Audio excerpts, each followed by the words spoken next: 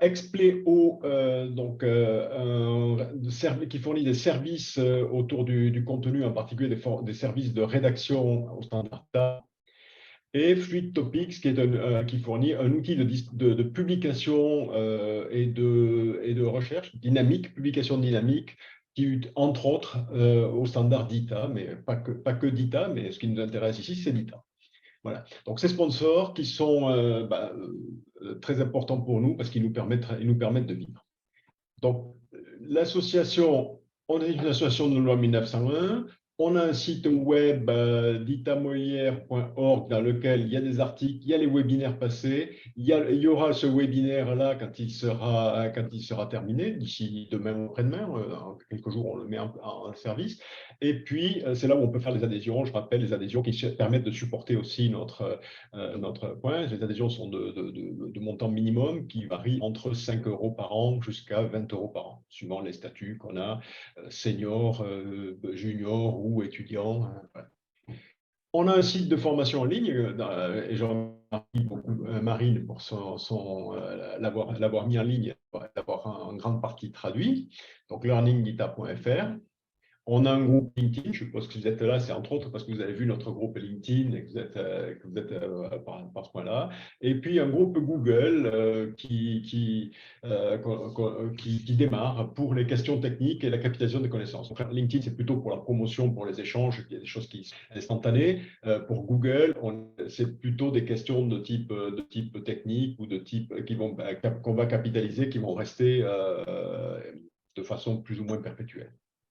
Voilà. Donc ça, c'est notre... donc, qu'est-ce qu'on fait? Donc, Dita Molière, c'est des webinaires. C'est des tables rondes. Donc, on fait des webinaires de tables rondes, des cas d'école, des témoignages. On essaie de varier un petit peu tout ça en fonction des sujets qu'on a. C'est du contenu, un petit peu. On encourage tout le monde à publier à nous aider à publier du contenu, plus de contenu technique ou de contenu promotionnel sur Dita.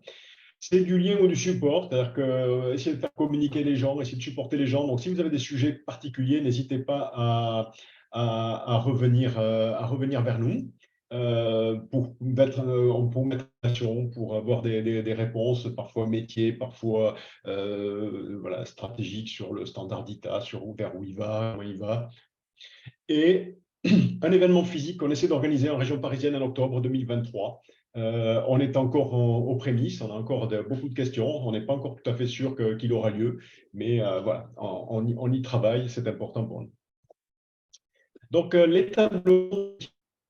Donc, avant de passer la parole à Nolwenn qui va nous animer cette table ronde, juste dire le point de départ. Le point de départ, c'est qu'on essaie de trouver des sujets qui sont des sujets importants pour notre communauté.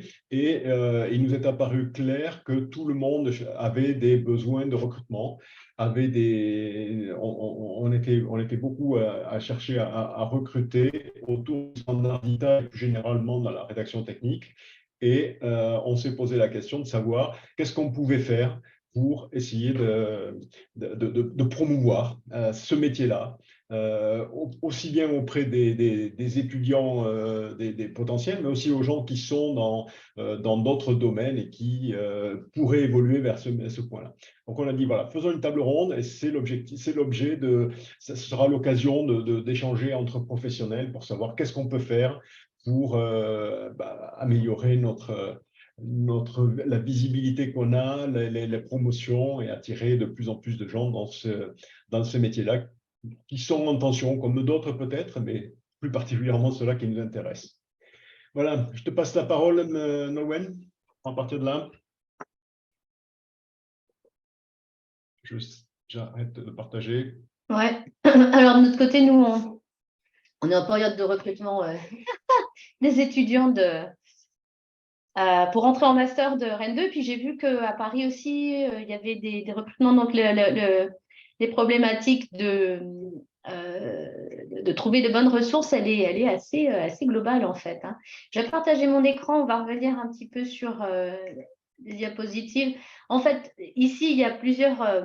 c'est une discussion que j'ai déjà eu à une conférence et que je compte faire par ailleurs. Donc, cette conférence, c'était Nordic STICOM à Stockholm et qui correspond relativement à ce que j'imaginais. Donc, il y a 4 axes principaux qui sont les positionnements, les titres.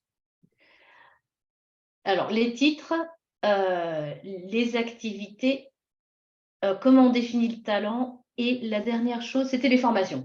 Donc, on va voir, de toute façon, on n'est pas obligé de couvrir tout.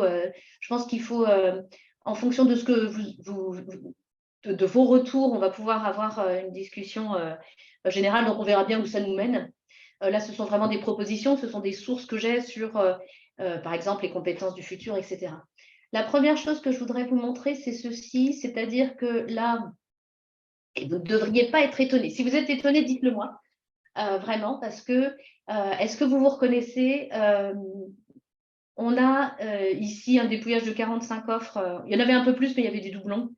Donc, et puis des choses qui étaient pour des postes en Belgique ou en Allemagne. Donc, j'ai vraiment là des postes qui sont pour la France.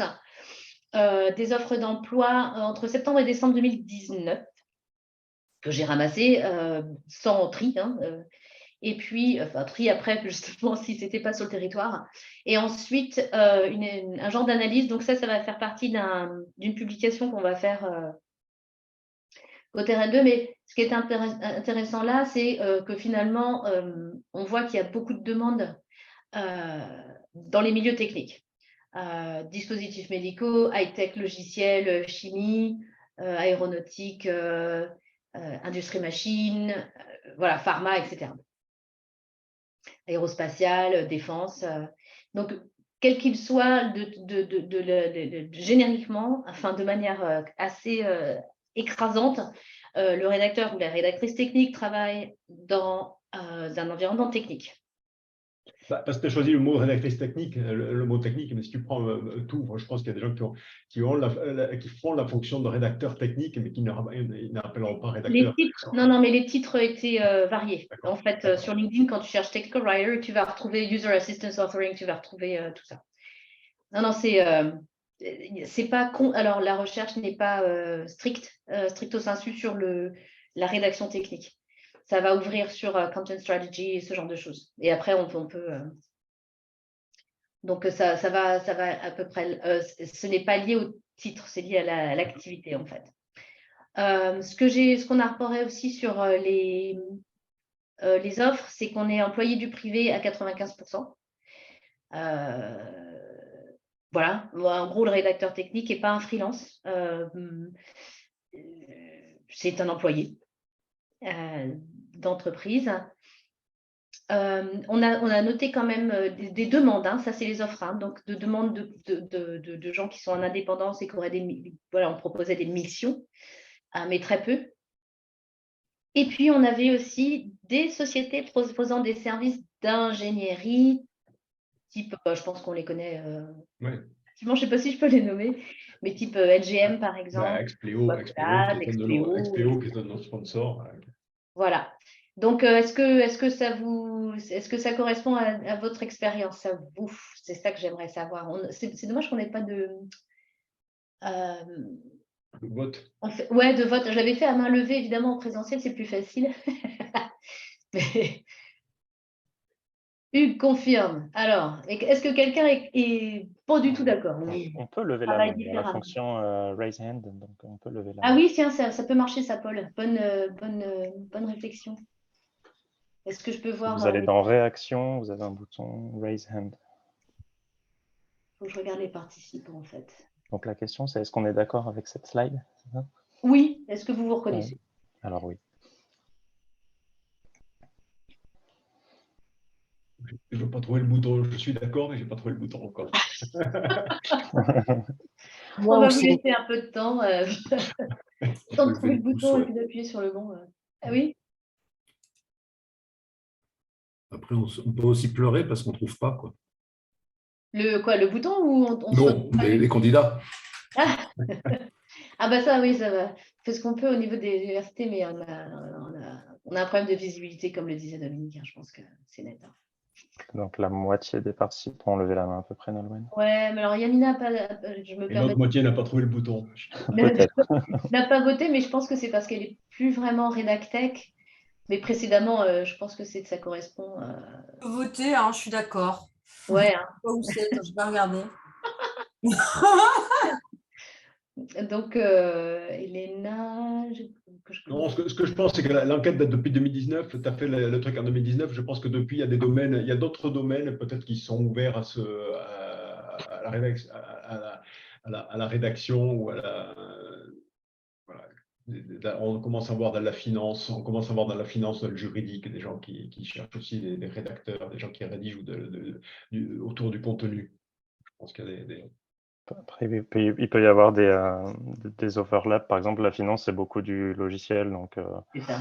il n'y a pas forcément la fintech qui apparaît comme une catégorie à part. Ça va être confondu avec le logiciel, je pense. Ouais, je pense aussi. On pourrait refaire. C'est assez facile enfin, c'est assez facile, ça demande un peu de boulot, mais surtout de dépouillage, mais c'est assez facile de ramasser des offres. Le truc qu'on ne voit pas, c'est des rédacteurs qui seraient des rédacteurs d'assurance, par exemple, où on est vraiment dans un métier spécifique. Alors, donc, on est plutôt bien parti. Alors, ça c'est toujours le préféré. Est-ce que, donc, ce qui serait sympa, c'est que vous partagiez votre titre actuel de rédacteur technique, si c'est votre cas, ou content strategist, ou user assistance authoring, ou etc. Content developer, etc. Ou responsable de documentation, etc. Dans le chat également, parce que comme vous le savez, on a...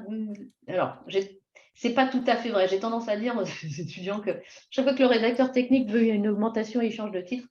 C'est pas tout à fait vrai parce qu'il y a des nuances malgré tout. Si je fais de la content strategist, je vais peut-être avoir un scope un peu différent, un périmètre d'action un peu différent. Si je suis UX writer, et on va imaginer plutôt que je vais travailler sur des messages d'erreur, un petit peu plus ce genre de choses. Si on travaille sur qu'est-ce qu'on peut avoir? Content develop, instructional designer,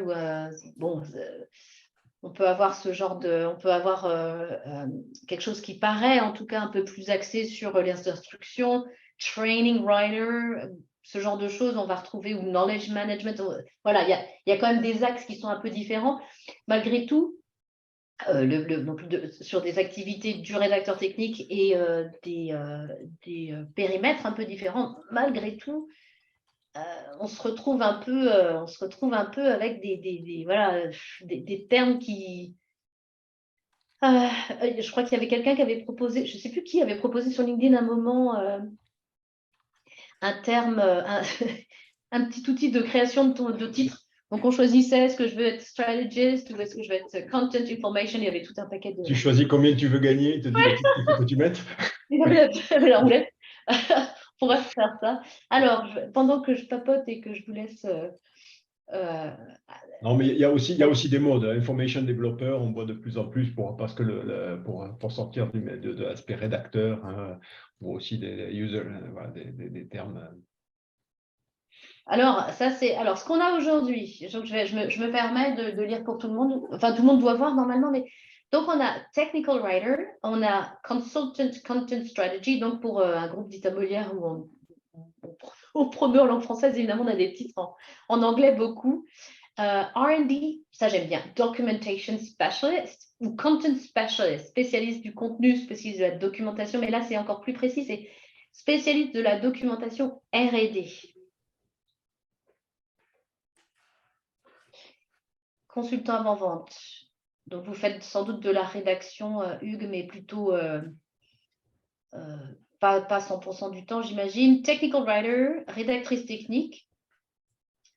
Technical writer, product ambassador, ça c'est pour quality assurance and technical writing lead. Ça, c'est intéressant parce que là, on a l'assurance qualité qui est carrément sortie du... Enfin, il y a un focus sur l'assurance qualité des contenus, j'imagine, de l'information.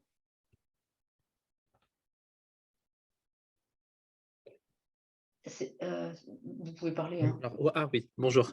Bonjour. Oui, c'est non seulement sur le contenu de la documentation, mais ça implique également la qualification logicielle. D'accord, donc Voilà, c'est ce que je ça. voulais savoir, c'est est-ce qu'il y C'est avait, ça. est-ce que c'était logiciel ou doc? Ok, très bien, donc là on a un double casquette. C'est ça. On va voir qu'il y en aura d'autres, hein, je pense. Hein. Technical writer, j'ai du mal à faire sens de UX writer. Oui, moi aussi.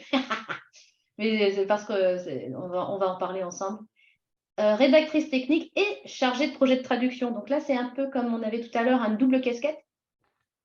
Développement de contenu en langue source. Et puis après, une autre tâche, une autre activité. Les clients industriels, les postes de rédaction technique ne sont peu ou pas réellement identifiés. Ben, ça, c'est l'un de nos problèmes, c'est clair. Oui, en fait, moi, mon activité, c'est de vendre Arbor Text Editor, hein, un outil de rédaction technique.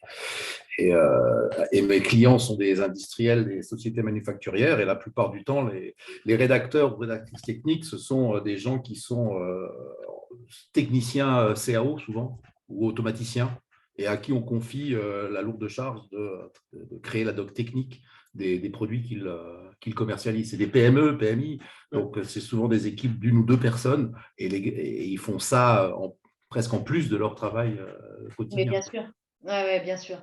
Ça, c'est aussi une problématique, c'est-à-dire quand il y a un niveau de charge qui permet ou pas d'avoir une fonction dédiée à la rédactech. Et alors, du coup, double casquette. Alors, pas double casquette à partir de la rédaction, mais double casquette à partir de leur travail produit, quoi. Oui, beaucoup de gens qui y arrivent par disons, l'affectation et pas forcément par expertise. Responsable métier de doc technique. Alors, intéressant ça. Ingénieur documentaire, le fameux titre d'ingénieur qui fait tout en France, enfin qui fait tout, qui ouvre des portes, on va dire. Ingénieur documentaire, rédacteur technique et contrôleur de doc.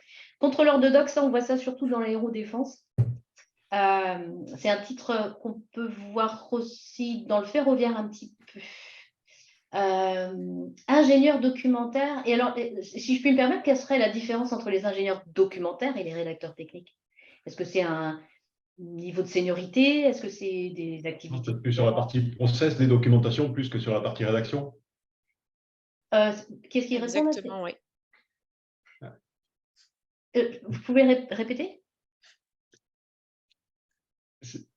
C'est plutôt sur la partie process de l'information que la partie rédaction de l'information. C'est le DevOps dans les docs, publication, traitement de… Est-ce que la personne pourrait… Attends, Dominique, laissez répondre à la personne 2 secondes. Vous êtes, ou alors vous êtes complètement d'accord avec le sujet? Bonjour. Bonjour. C'est Seini Lira. En fait, moi, dans le passé, j'ai travaillé, avant d'être responsable de mon pôle documentation, j'ai travaillé dans le passé comme ingénieur documentaire parce que justement, je m'occupais essentiellement de la partie où on développait toute la mise en place, en fait, hein, les maquettes, la notion de database, voilà, sur des outils qui sont utilisés pour faire de la rédaction technique. Donc, dans ce cadre-là, voilà, je ne travaillais pas comme rédacteur, mais comme ingénieur documentaire. Ok. Est-ce que d'autres personnes ont la même compréhension sur l'ingénierie documentaire ou le poste d'ingénieur documentaire? Alors moi, effectivement, j'ai une définition un tout petit peu différente. Sur l'ingénieur documentaire, je suis plus d'accord avec la personne qui a répondu avant sur la mise en place des process documentaires, des règles de rédaction, des règles de publication, etc. Règles de rédaction et de publication, quoi.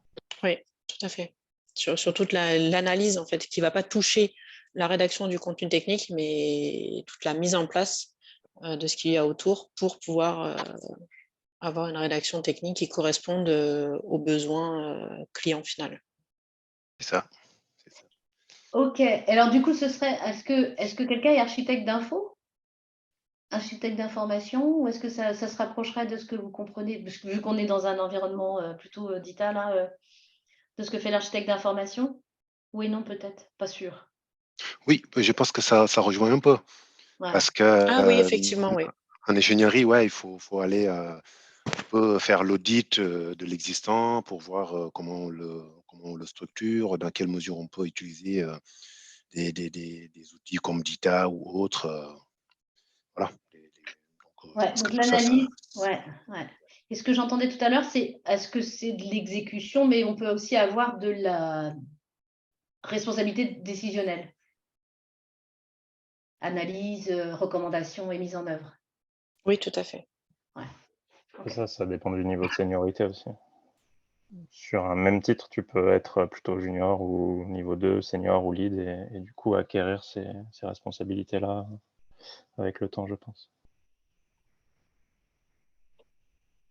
Ok, alors on voit. Et Nolwenn, si tu permets, j'aimerais juste apporter un petit peu de Oui. nuance parce que je pense que les titres sont aussi assez, comment dire, contraints par la terminologie que donne l'entreprise. Par exemple, il y a des entreprises qui vont avoir des ingénieurs en développement. Leur pendant pour la qualité, par exemple, vont être des ingénieurs quality insurance. Et puis, lorsqu'ils vont recruter un rédacteur technique, ils vont l'appeler ingénieur documentaire. Malgré tout, je pense qu'il a exactement les mêmes rôles, ou peu ou prou les mêmes rôles qu'un rédacteur technique ou technical writer. Je prends l'exemple de Dassault Systèmes, qui est une société jumelle de la mienne, Ansys. Enfin, on fait exactement les mêmes choses, mais la dénomination chez Dassault Systèmes est de mémoire User Assistance Developer. Et Oui. chez nous, c'est R&D Documentation Specialist. Mais je sais que les rôles sont vraiment strictement les mêmes. Donc, ça dépend un petit peu de la terminologie des entreprises, je dirais. Oui, et puis de l'industrie en question aussi, parfois même. Oui. Tu vois qu'on va être dans le ferroviaire, dans l'aérien ou dans le logiciel, même si on fait un peu le même métier, des fois on aura des titres un peu différents. Tout à fait. Ouais, je suis d'accord aussi avec le constat. Dans ma précédente entreprise, on était des Content Experience Designers. Ah, j'aime Mais bien. on était des rédacteurs techniques au final. Donc ça dépend vraiment en effet de la société et de la façon dont elle comprend le poste. D'accord. Moi, ce que j'aimerais savoir, alors là, j'ai deux petites alertes parce que il y a des confusions, mais je pense qu'il y a, alors, rédacteur-concepteur, on le voit apparaître parce que la formation de, parce que en fait, ça correspond vachement bien à ce qu'on fait en rédaction technique, mais c'est aussi le nom qu'on donne aux publicistes, aux créatifs pour la publicité. Donc c'est parfois un peu piégeux. Et rédacteur web, est-ce que quelqu'un comprend le rédacteur web comme un rédacteur technique? Moi, ce que j'en vois un peu, c'est un peu limitatif. Et puis, bon, on fait du contenu, mais c'est pas spécialisé en fait à une entreprise. Est-ce que je vérifie comme ça aussi, si je dis pas des. Pour moi, ce sont deux métiers différents. Oui. Ouais, Je pense que le rédacteur technique est plus axé sur les produits de l'entreprise, qu'il soit logiciel ou hardware, enfin hardware, software, on va dire. Le rédacteur web est plus sur des... pour moi, c'est des rédactions moins structurées dans le sens où c'est plus orienté vente ou bien concept théorique, etc. sur des sujets, mais qui ne sont pas forcément techniques et qui ne sont pas forcément liés à un produit. Ouais, ça se rapproche plus du marketing, je pense, dans les positionnements. Est-ce que quelqu'un a eu un stage ou un rôle un peu comme ça en format de rédacteur web dans le meeting? Si oui, est-ce que vous voulez partager votre expérience? Alors non, pas moi personnellement, mais j'ai une collègue qui est au service marketing, effectivement, justement, qui a un rôle de marketing manager, mais qui chapeaute également la partie rédaction web, qui est liée à l'aspect marketing des produits de l'entreprise, justement. C'est pas de la rédaction du coup technique. Rédaction Vraiment... persuasive. C'est ça. Dans un environnement tech, hein. C'est Ah. pas, ils font pas du contenu pour faire du SEO, du référencement naturel ou pour. Non. C'est vraiment pour expliquer c'est quoi, qu'est-ce qu'on fait et pourquoi c'est avantageux et etc. C'est ça. Ok. Good. Je vois terminologiste. Oui, j'ai croisé des terminologistes, effectivement. Et par le passé, j'ai vu Learning Products Engineer. Oh. Donc là, on a deux axes à mon sens. Hein. Enfin, ce que j'en comprends, c'est que des terminologies, ce seraient des rédacteurs techniques, mais qui ont spécialisé sur la termino, unilingue, multilingue, j'imagine.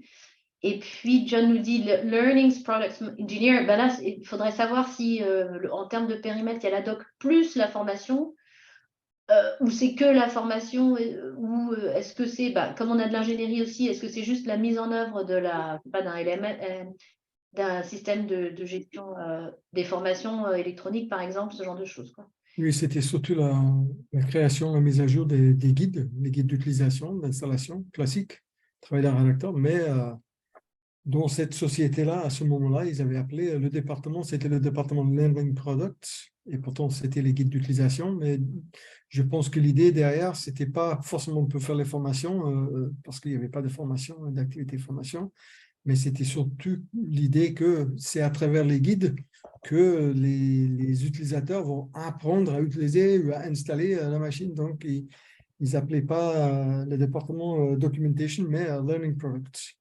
Ouais, Je pense que c'était pour s'éloigner aussi de notion de document, parce que c'était à l'époque où on commençait à avoir les informations par Internet, etc. Je parle bien d'il y a un moment. Hein.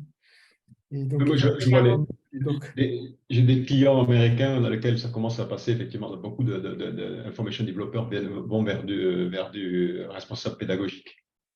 En fait, ça va bien avec le parallèle des utilisateurs qui deviennent, c'est l'arrivée du CX aussi, enfin du Customer Experience, et puis du trajet utilisateur où on va avoir, on fait la stratégie de contenu, on va avoir tous les points d'accès des clients avec le contenu de l'entreprise, l'information de l'entreprise, y compris les interfaces, l'avant-vente, le support et la formation. Donc du coup, pour identifier ça, on est obligé d'aller assez haut niveau, de trouver un mot valise qui va un peu,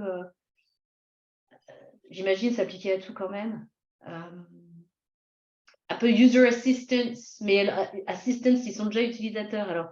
Alors que le learning experience ou le learning product, à mon avis, on estime que tout, c'est de la formation, en fait. C'est plus de l'information, mais de la formation. Je ne sais pas trop, on va voir comment ça évolue. Learning Experience Designer, ça c'est Christelle, c'est ce que vous avez vu, c'est ce que vous avez actuellement comme titre dans votre entreprise ou c'est ce que j'ai eu par le passé également. Chez Autodesk, on s'appelait Learning Experience Designers avant de devenir les Content Experience Designers. Ouais, mais c'est ça, je pense que c'est le shift, enfin c'est le shift, je parle en franglais en plus. Enfin, j'imagine, c'est comme ça que vous l'interprétez aussi. Ouais. Je crois que l'idée, c'est vraiment de se rapprocher énormément de tout ce qui est expérience utilisateur. Justement, au tout début, on parlait de rédaction technique. C'était déjà pas très, très clair de quoi il s'agissait, mais plus on avance, j'ai l'impression, et plus on prend en compte l'utilisateur, plus on prend tout cet aspect expérience utilisateur, et du coup, ça se retraduit dans l'intitulé de notre poste. Du moins, c'est l'impression que j'en ai. Ouais. Ouais, on a il y a plein de nuances qui arrivent et c'est intéressant parce que ça fait vraiment, moi je pense que ça fait sens parce que c'est l'évolution qu'on voit dans les entreprises aussi, quoi. Je suis pas sûr que ce soit pas un peu comme le greenwashing, tu vois, c'est le user, on dit on va mettre le user, on change pas le poste, mais on change l'intitulé en disant je vais mettre le user au centre et on continue à faire la même chose. Alors là, il faut demander à Christelle si elle trouve que il y a un côté, allez, j'ai failli dire branding, mais il y a un côté un peu marketing. Allez, encore un anglicisme. Mais oui, en effet, je crois qu'il faut rendre les postes un peu plus, peut-être un petit peu plus sexy, amener un petit peu de nouveauté. Ça va un peu dans dans l'évolution des noms d'intitulés. Mais au final, si on va au fond du fond, je crois qu'on reste des rédacteurs techniques. Mais oui, c'est ça c'est la question que j'avais après, c'est que finalement, quand vous cherchez du travail, qu'est-ce que vous tapez dans le moteur de recherche? Et alors, à Stockholm, ils étaient tous d'accord pour dire que ce qu'ils cherchaient dans le moteur de recherche, c'est technical writer. Mais est-ce que c'est parce que c'est, voilà, enfin, ou technical communication, enfin, voilà, des trucs un peu... Et est-ce que c'est le cas pour ceux qui ont regardé un peu les offres dernièrement? Est-ce que c'est aussi ce que vous voyez? Personne ne va répondre. Non, bah ouais, non. Personne n'est en train de regarder sur Faudrait que je LinkedIn fasse quels un sont les truc, postes ouverts. Tout le monde est content dans son entreprise. faudrait Moi, quelque j'ai maintenu une veille sur les offres aux États-Unis Oui. et Technical Writer, ça marche encore très bien. Ben, aux États-Unis, Technical Writer est un titre dans leur reconnu, en fait, Oui, c'est dans vrai, la liste c'est des vrai. Il y a top. Je des pense que, barèmes, des index, etc. Mm. donc, je pense que eux, c'est quelque chose qu'on va avoir pas mal. Moi, j'ai une veille, hein, je vous le dis tout net sur les postes. Je vois passer pas mal de choses, mais c'est une veille qui reste sur le. Mais il y a du UX washing, ça c'est sûr. Depuis quelques années, un peu Ouais. partout en fait. Bah, peut-être plus en logiciel que dans l'industrie machine. Il y avait quelqu'un qui parlait tout à l'heure, qui disait qui parlait plutôt d'Arbortex et des PMI. Hugues, c'est ça? Est-ce que c'est quelque chose que vous voyez aussi de votre côté? Non, pas du tout. Cette espèce de côté, on va parler d'expérience utilisateur, etc. Si vous êtes toujours avec nous.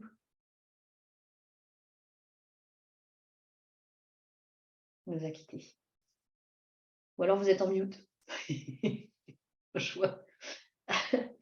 Moi, je me demande si c'est pas un peu spécifique au high-tech, en fait, cette espèce de UX washing, comme Non, disait. UX, oui, mais le fait de dire oh, je mets le user au centre, je fais du user Ah bah ça, c'est assistance, parti. je fais du user. Donc là, c'est du user washing. Le UX, oui, quand on parle de UX, on parle plutôt interface homme-machine, on est plutôt dans une interface, dans un environnement logiciel, je pense. Ouais. Dans le médical, ça va très fort aussi. Ouais. Et puis, c'est vrai aussi que il y a le customer experience, mais j'ai toujours eu des soucis avec le terme customer parce que je fais beaucoup de documentation pour des gens qui n'ont pas choisi l'outil sur lequel ils travaillent, qui est notre cas à tous quand on travaille dans une entreprise qui a déterminé le choix des outils. Et donc, on n'est plus vraiment des customers, on s'adresse plus vraiment à des customers dans ce cas-là. Donc, je ne me reconnais pas tellement dans cette tendance. Mais c'est vrai que customer journey, Oui. où on essaye, ou dans lequel normalement le rédacteur technique a une place importante, c'est ça aussi pas mal le vent en poupe. Ouais. Ouais. Très bien. Alors là, j'ai déposé là pour finir un petit peu sur la partie des titres. Ça, c'est une diapositive, encore une fois, hein, elle est un peu âgée. On pourrait faire un test qui vient pour voir si ce serait aujourd'hui. Je pense qu'aujourd'hui, ce serait encore plus varié. Mais ici, ça, c'est une recherche qu'avait fait Keith Shingley Roberts. C'est la personne qui fait le blog Guitar Writer. Et qui, pendant un moment, a travaillé chez Exasoft. C'est pour ça que c'est ici, on a du orange et tout ça. Mais en gros, ce qu'il avait regardé, c'était le type de. En fait, il n'était pas passé par le titre, il était passé sur qui demande de l'expérience avec Dita, quel que soit le métier derrière ou le poste. Et c'était intéressant de voir que finalement, là, vous avez aussi tout un paquet d'options. Qui sont assez sympas. Alors évidemment, ça fait 6 ans, hein, donc sa présentation, c'était la fin du rédacteur technique, parce que est-ce qu'un jour, on va passer à autre chose justement que ce titre-là? J'ai été déconnecté violemment. Excusez-moi. Ah, il y a eu de retour, hein? Oui, j'ai bon, voilà, perdu ma connexion, désolé. Je disais que, je ne sais pas si vous m'aviez entendu Pas du tout. parler. En fait, je disais que le titre, c'est moi qui l'amène chez mes clients, le titre de rédacteur technique. Souvent, ils ne savent pas ce que c'est. Il n'est pas identifié dans la grille, dans les fiches de poste. Et c'est nous qui amenons le terme chez nos clients. Vous avez des rédacteurs techniques. Ah bon, c'est pas celui qui fait du Word, mais c'est un rédacteur technique. Il y a toujours quelqu'un qui s'occupe de la doc quelque part, hein, non, Oui. Alors, moi, sous forme de boutade, je dis que c'est soit l'ancien, celui qui connaît tout des produits de A à Z que l'on va mettre comme ça à la doc technique, ou alors celui qui a fait trop de conneries en développement méca. Ouais. Et donc, on va le promouvoir rédacteur pour que, voilà, en faisant la doc, il fera moins de bêtises. J'en ai rencontré quand même pas mal aussi comme ça. Voilà, et donc, mais oui, c'est clairement.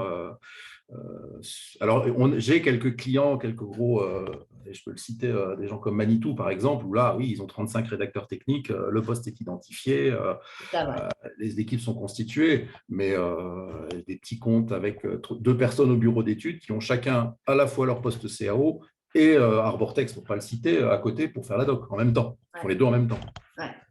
Et ils structurent leur doc comme ils structurent leur assemblage. Après, on a des en doc, ça peut, enfin en logiciel, ça peut arriver aussi.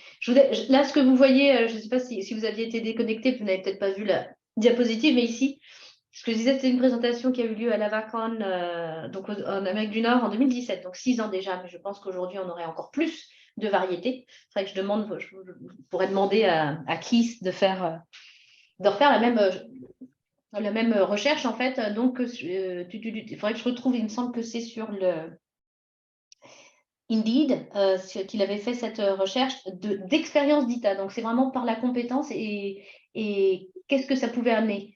Et là, vous voyez tout un paquet de choses. Donc, il y a de l'ingénierie, il y a de la conception, il y a du développement, de la création.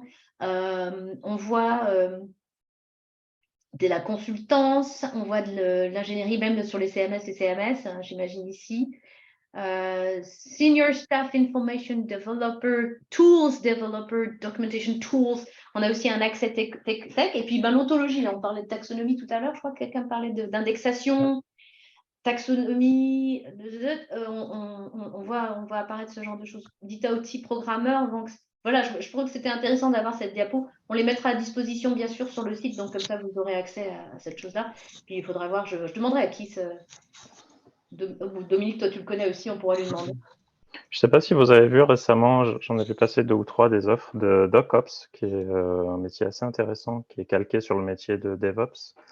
Donc le DocOps, pour ceux qui ignorent ce que c'est, ça va être quelqu'un qui va s'occuper justement des outils. Donc si tu reviens sur la slide précédente. C'est un petit peu l'ingénieur documentaire dont on parlait tout à l'heure, un petit peu, Paul. Alors pour moi, c'est vraiment axé sur. Alors là, on voit Documentation Tools Developer. C'est ça en partie. Ça va être sur. Ça peut être sur une partie de Information Architecture aussi. Mais c'est quand même plus lié au Docs as Code. Donc pour les gens qui font des documentations d'API, de créer une infrastructure avec des. Alors, désolé, je vais utiliser plein de mots anglais, mais j'ai vraiment pas les équivalents français sur les build pipelines, donc en gros les la gestion des releases, en fait, la gestion la gestion du build de la documentation pour qu'elle aille automatiquement sur un portail de dev en fonction de la release du produit, etc. Et l'extraction des contenus qui sont dans le code, puisque sur la partie doc d'API, il n'y a pas que du contenu rédigé, les 3/4 des contenus sont extraits du code. Tu veux dire qu'ils ne font pas de copier-coller? Et non, enfin j'espère pas. Yes. Donc ça, c'est un métier assez nouveau aussi, DocOps, qui est assez chouette, je trouve, et qui regroupe un certain nombre de ces points-là qu'on a sous les yeux. Ouais. Tu crois vraiment que c'est lié que au Doc as Code? Parce que des release des gens qui font ça, j'en connais qui font ça, mais ils ne sont pas nécessairement dans... ils ne se prévalent pas en tout cas de ce... Ouais. Je dirais que dans les très grosses boîtes, enfin dans les grosses boîtes, on peut avoir des DocOps sur la partie doc produit. Maintenant, sur des structures plus petites, je pense qu'effectivement, DocOps est plutôt lié aux API Docs et au schéma Docs as Code. C'est mon sentiment. C'est pareil, Doc as Code, c'est pas un schéma. Bah, ça, c'est une autre discussion qu'on pourra avoir. Alors, pareil, là, ici, extraction des soft skills qu'on a trouvés sur LinkedIn. Je pense que vous allez vous reconnaître, hein, normalement, pas de problème. Ici, en fait, l'idée, c'était... Alors, j'ai travaillé avec ma camarade Gaëlle Fez-Fabrice qui a fait la même chose, en fait, avec la gestion de projet de traduction et le traducteur. En fait, parce que nous... Bon, voilà, pour vous donner une idée. Et l'idée, c'était de séparer les compétences douces, les soft skills, les compétences douces, par gros blocs, en fait. Est-ce qu'il y avait une différence ou pas avec le traducteur? Est-ce qu'il y avait une différence ou pas avec le gestionnaire de projet? Alors, je vais tout de suite vous dire, on est très proche en Redactech pour du responsable de projet de traduction. on retrouve beaucoup, alors on ne trouve pas tout exactement, mais c'est assez proche. Alors que sur le traducteur, on va avoir plutôt plus besoin de compétences intrapersonnelles, d'être adaptable, flexible, de savoir s'organiser, etc. Là où le gestionnaire de projet, assez logiquement, et le rédacteur technique, il va avoir plutôt les compétences interpersonnelles et les compétences sociales. C'est la partie bleue qu'on voit, qui est mentionnée. Alors, ce qui est drôle, c'est quand même que c'est mentionné aussi dans les offres. On pourrait dire, bah non, enfin, nécessairement, voilà. Mais non, c'est mentionné dans les offres. On va retrouver évidemment la communication, on va retrouver le travail en équipe, ça revenait tout systématiquement. Là, j'ai mis que les 2 premières qui sortaient du lot. Il y en a plus, hein, évidemment, des demandes de compétences, mais celle-ci était en particulier nette. Et en compétences méthodo, analyse-recherche, ça paraît assez logique aussi pour le rédacteur technique. Et la résolution des problèmes, pareil, je pense qu'on est plein dedans. Je n'ai pas les pourcentages, mais voilà, enfin, on voit bien que c'est quand même une grosse partie. Et puis, leadership, adaptabilité, flexibilité pour l'intrapersonnel, c'est-à-dire des compétences douces personnelles, auto-évaluation, donc réception de la critique, ce genre de choses, hein, on va trouver là-dedans aussi. Donc, si vous vous retrouvez, c'est bien. Si vous ne vous retrouvez pas, ça va être intéressant. L'une des questions qu'on pourrait avoir, c'est à votre avis, qu'est-ce qui est le plus important pour, je vous ai fait un petit aperçu des compétences du futur, qu'est-ce qu'on imagine qui serait important. Alors, c'est un futur qui se rapproche parce que c'est 2025.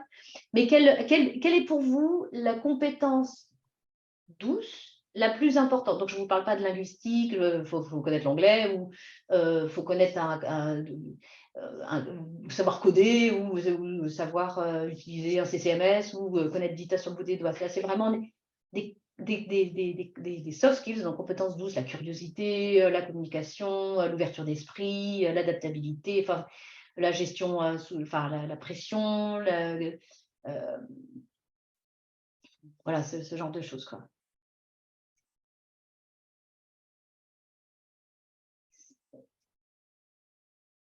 La patience. La résilience. Je vois que Lisa met patience, mais...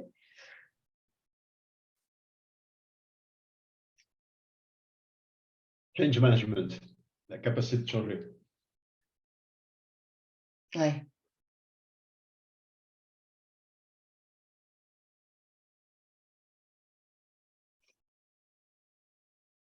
Appétence pour la technologie. Alors, la curiosité, l'appétence pour la technologie, l'envie de se rapprocher de la techno, c'est quelque chose qu'on voit beaucoup dans les offres, hein. Je vois, Paul, que tu me... Résolution du problème, oui. Tout à fait. Flexibilité et perfectionnisme. L'attention aux détails, c'est ça, hein, je pense que on peut voir aussi ça. Et il faut savoir lâcher aussi. Ça, c'est dur au début, hein, savoir lâcher une doc qu'on n'a pas revue pour la 36e fois. Maniaque. C'est dur d'être maniaque et ouvert, hein. Alors, travail en équipe, compétences analytiques. Ouais, on se retrouve, hein, adaptabilité, appétence. Alors, l'autre question qu'on pourrait demander pour être un peu... ça, j'ai fait l'astuce aussi, c'est quelle est la compétence douce que vous souhaitez dans votre collègue? C'est celui que vous allez embaucher, là, le prochain qui arrive. Qu'est-ce que vous voulez comment vous voulez qu'il soit? Est-ce que vous voulez qu'il soit maniaque, plutôt? Adaptable? Curieux? Je regarde, puis ça, je travaille en équipe. S'il fallait en choisir qu'un. Yamina, allez, la communication. Votre prochain collègue, là. Le petit nouveau qui arrive ou la petite nouvelle. Ah.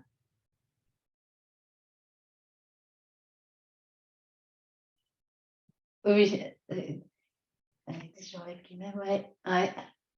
Je vais récupérer là, le chat, hein, vous inquiétez pas. Force de proposition.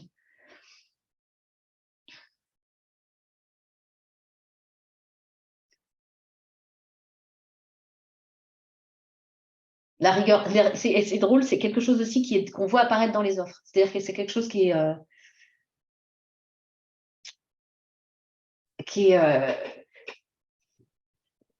rédigé, en fait. Dans l'offre, on dit quelqu'un de curieux, rigoureux, ça revient souvent, effectivement, exigeant. Plus que la créativité. Hein, vas-y. Plus que la créativité. Oui, la créativité, je l'ai vue 1 ou 2 fois, mais pas... Oui, c'est plus technique, quoi. En fait, c'est de la créativité dans la résolution des problèmes. Donc, c'est pas dit sous Ouais, la forme oui. de la créativité, mais c'est dit plutôt sous la forme de la proactivité, les choses comme ça. Réactivité face aux sollicitations. Proactif, on l'a vu je l'ai vu plusieurs fois passer, celui-là. Enfin, pas ici dans votre liste, mais dans les offres que je lis toutes les semaines. Ouais. Alors, réactivité face aux sollicitations et du client. Bah oui, parce qu'on est obligé de faire la balance, faire l'équilibre entre les exigences parfois qui sont parfois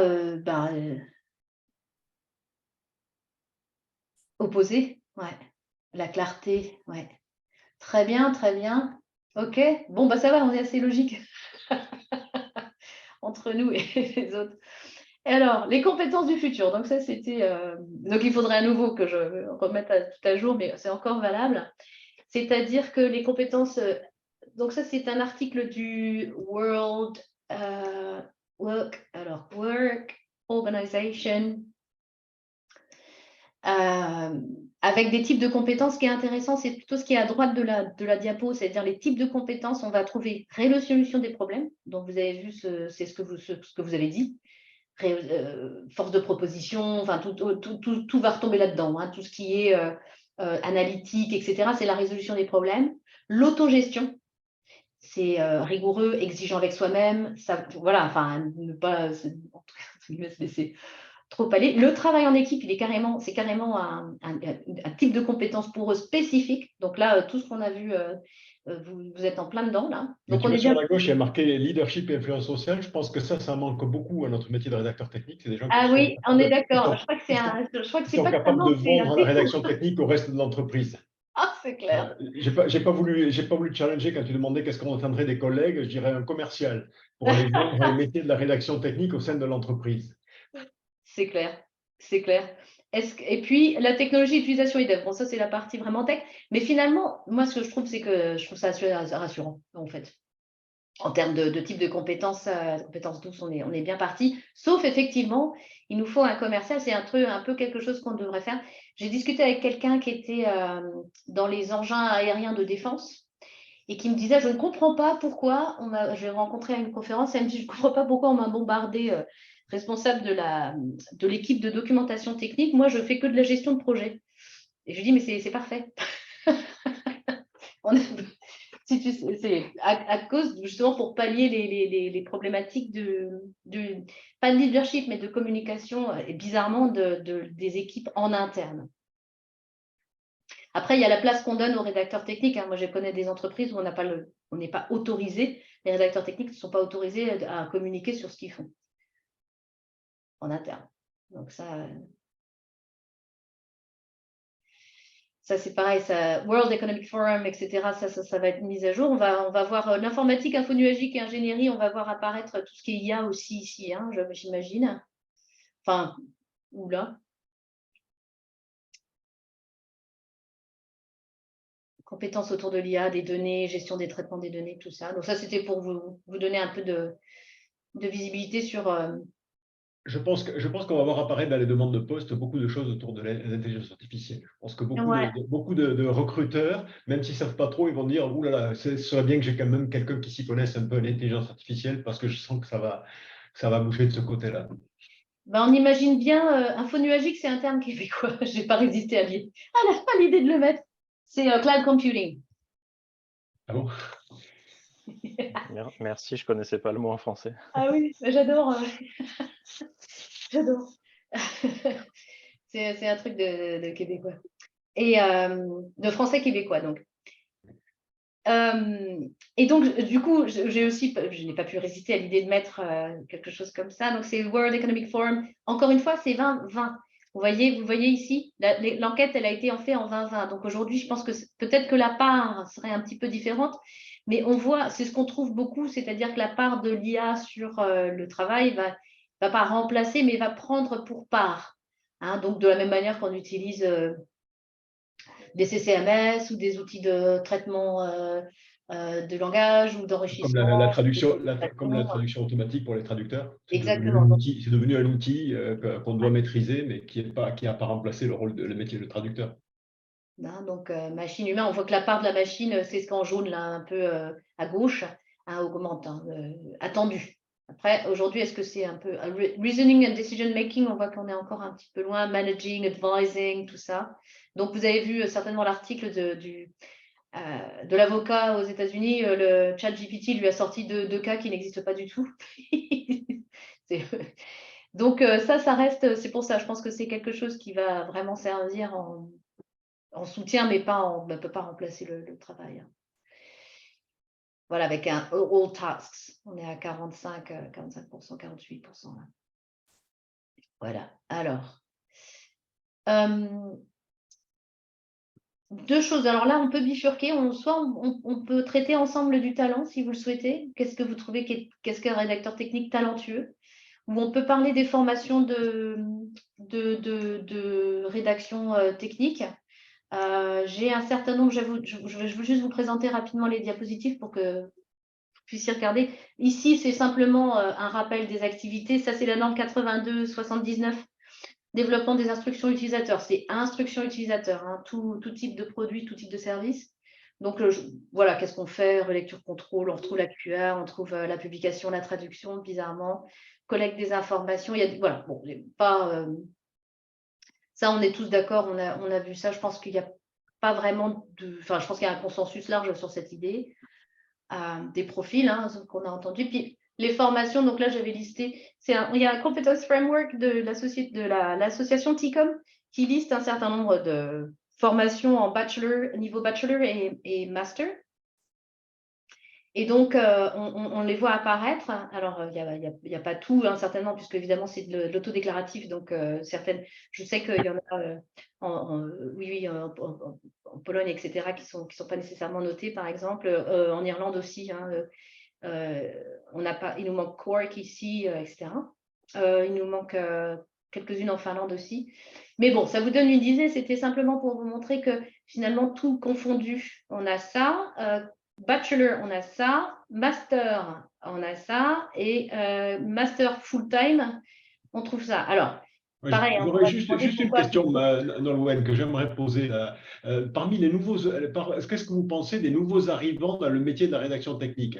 Est-ce que la majorité des nouveaux arrivants viennent par une filière académique, par les nouveaux entrants, par les jeunes, ou est-ce qu'il y a encore un flux majoritaire qui vient par la profession, par l'expertise, par le point comme ça? C'est par où on recrute pour l'instant les rédacteurs techniques, les nouveaux entrants? Parce que moi, j'ai l'impression que c'est encore… Paul, tu penses que c'est 90% par la formation initiale? Moi, je pense qu'il y en a beaucoup encore qui rentrent par en junior. En junior. Si je recrute un quadragénaire, ça sera pas du 90%, c'est sûr.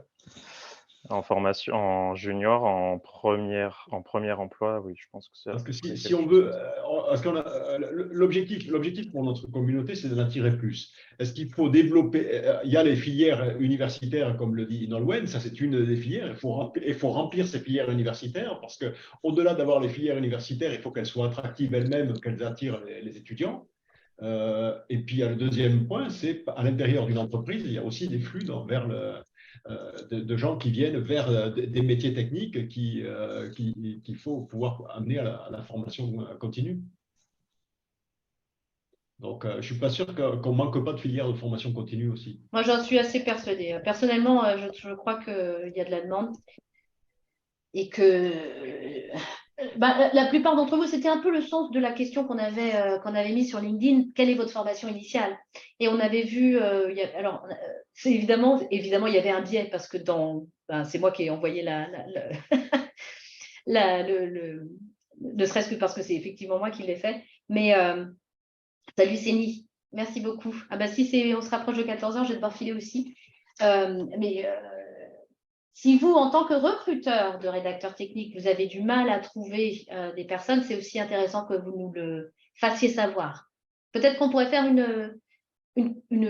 un post sur ce sujet sur le groupe LinkedIn d'Ita Molière. Oui, bien sûr. faut qu'on arrive à faire savoir, à faire communiquer. Si les gens ont accès à des journalistes, à des choses comme ça, à des médias dans lesquels on peut faire des articles, des choses comme ça, c'est aussi intéressant. On a deux challenges, faire développer l'idée du métier de rédacteur technique à l'intérieur des entreprises, en formation continue, et c'est de remplir les filières, parce que les filières que présente Nolwenn, je sais de sources sûres qu'elles ne remplissent pas. C'est-à-dire qu'elles auraient plus de postes que ceux elles auraient plus de possibilités que ceux qu'elles ont de candidats. Donc, on pourrait en former beaucoup plus. Donc, il faut qu'on arrive à remplir ces points-là.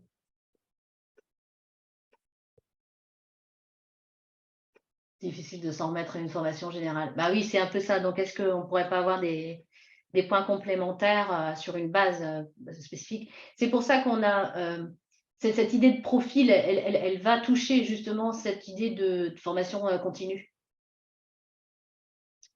Hein, donc, ok, je pense Nolwenn, qu'on est arrivé au bout. On s'arrête là?